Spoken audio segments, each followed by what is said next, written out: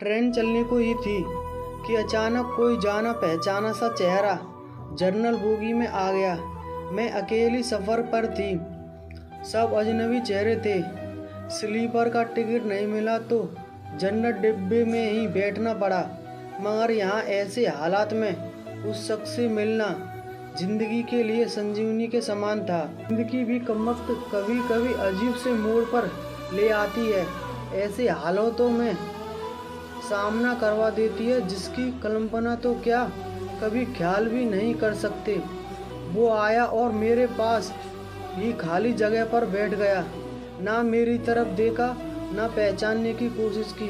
कुछ इंच की दूरी पर बना कर चुपचाप पास आकर बैठ गया। बाहर सावन की रिमझिम लगी थी, इस कारण वो कुछ भीग गया था।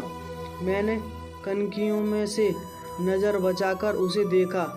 उम्र के इस मोड़ पर भी कमबख्त वैसा का वैसा ही था। हाँ, कुछ भारी हो गया था, मगर इतना भी ज़्यादा नहीं। फिर उसने जेब से चश्मा निकाला और मोबाइल में लग गया। चश्मा देखकर मुझे कुछ आश्चर्य हुआ। उम्र का यही एक निशान उस पर नज़र आया था कि आँखों पर चश्मा चढ़ गया था। चेहरे पर और सर पे मैंने सफ़ेद बाल खोजने की कोशिश की, मगर मुझे नहीं दिखे। मैंने जल्दी से सर पर साड़ी का पल्लू डाल लिया।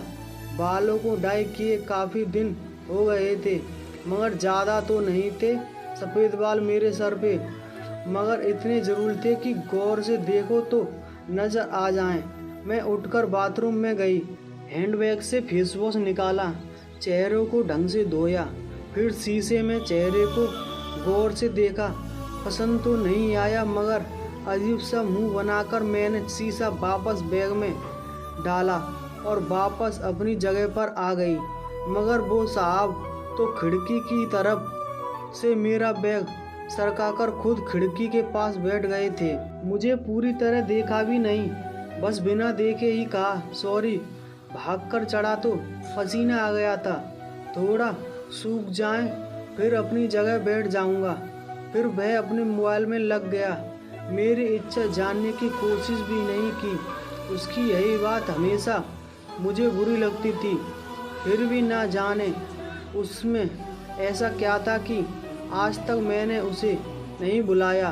एक वो था कि 10 सालों में ही भूल गया। मैंने सोचा शायद अभी तक गौर नहीं किया, पहचान लेगा। थोड़ी मोटी हो गई, शायद इसलिए नहीं पहचाना। मैं उदास हो गई। जिस शख्स को जीवन में कभी भुला नहीं पाई, उसको मेरा चेहरा याद नहीं। माना कि औरतों और लड़कियों को ताड़ने की इसकी आदत नहीं, मगर पहचानने भी नहीं। शादीशुदा है, मैं भी शादीशुदा हूँ। जानती थी इसके साथ रहना मुश्किल है, मगर इसका मतलब यह तो नहीं कि अपने ख्यालों को, अपने सपनों को जीना छोड़ दूँ। एक तमन्ना थी कि कुछ पल खुल के उसके साथ गुजारूं। माहौल दोस्ताना ही हो, मगर हो तो सही। आज वही शख्स पास बैठा है जिसे स्कूल टाइम में मैंने दिल में बसा रखा था। सोशल मीडिया पर उसके सारे अकाउंट चोरी छुपे देखा करती थी। उसकी हर कविता, हर शायरी में खुद को खोजा करती थी। वह तो आज पहचान ही नहीं रहा। माना कि हम लोगों में कभी प्यार की पींगें नहीं चली, ना कभी इजहार हुआ।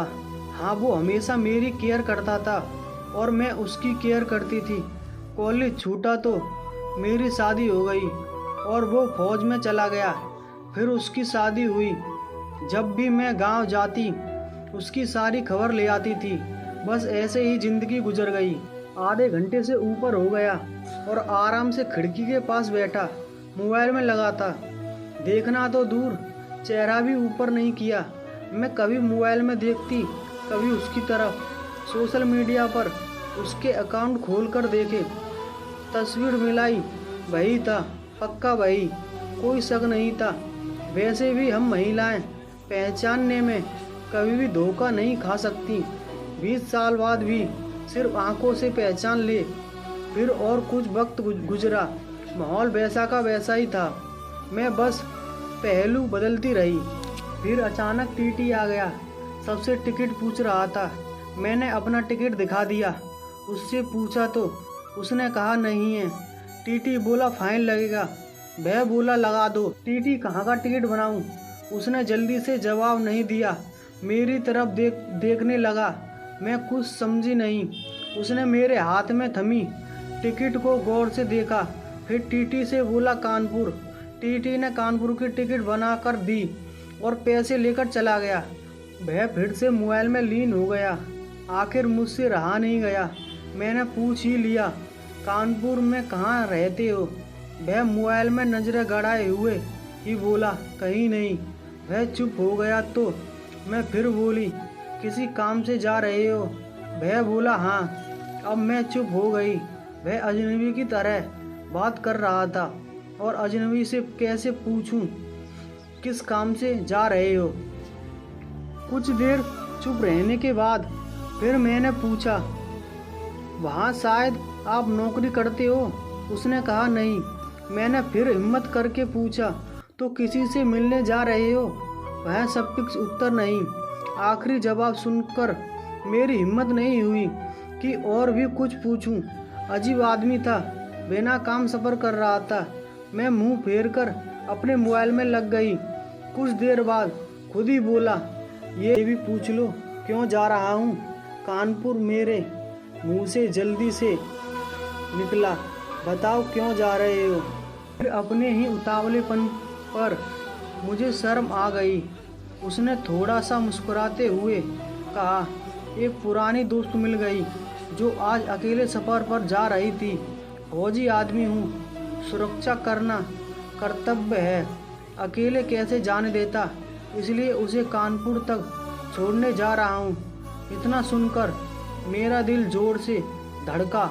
नॉर्मल नहीं रह सकी मैं, मगर मन के भावों को दबाने का असफल प्रयत्न करते हुए मैंने हिम्मत करके पूछ लिया, कहाँ है वो दोस्त?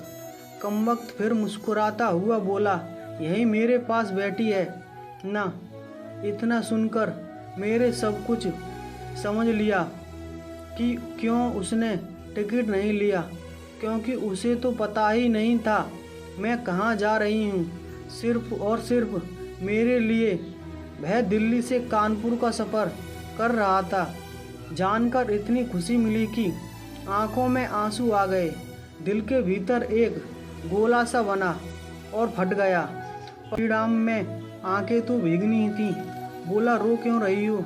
मैं बस इतना ही कह पाई, तुम मर्द हो, नहीं समझ सकते। वह बोला, क्योंकि थोड़ा बहुत लिख लेता हूँ, इसलिए एक कवि और लेखक भी हूँ, सब समझ सकता हूँ। मैंने खुद को संभालते हुए कहा, शुक्रिया मुझे पहचानने के लिए और मेरे लिए इतना टाइम निकालने के लिए। वह बोला, प्लेटफार्म पर अकेली घूम रही थी, कोई साथ नहीं दिखा तो आना पड़ा। कल ही रक्षाबंधन था, इसलिए बहुत भीड़ है। तुमको यूं अकेले सफ़र नहीं करना चाहिए। क्या करती, उनको छुट्टी नहीं मिल रही थी और भाई यहाँ दिल्ली में आकर बस गए। राखी बांधने तो आना ही था। मैंने मजबूरी बताई। ऐसे भाइयों को राखी बांधने आई हो जिनको ये फिक्र नहीं कि बहन इतना लंबा सफ़र अकेले कैसे करेगी।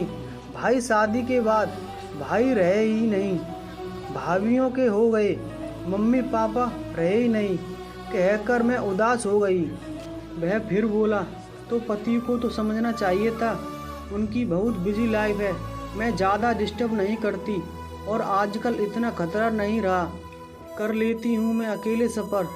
तुम अपनी सुनाओ, कैसे हो? अच्छा हूँ, कट रही है ज़िंदगी। मेरी याद आती थी क्या? मैंने हिम्मत करके पूछा।